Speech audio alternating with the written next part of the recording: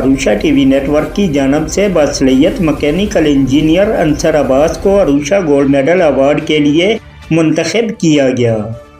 Mechanical engineer Ansar Abbas अरसा 24 साल से अपने शोबे के साथ मुंसलिक हैं और 24 साल में उन्होंने तरक्की की मनाजिल तय करते हुए संगजानी में काफ़ी बड़ी वर्कशॉप बनाई है।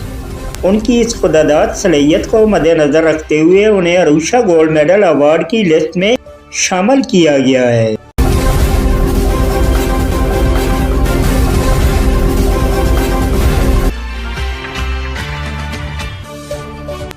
अंसर अब्बास का ताल्लुक जिला जंग से है और जिला जंग में अरूशा गोल्ड मेडल अवार्ड कमेटी की तरफ से दूसरा गोल्ड मेडल अवार्ड दिया जा रहा है। इससे कबल समाजी शख्सियत मैडम फरजाना बलोच को अरूशा गोल्ड मेडल अवार्ड से नवाजा गया था।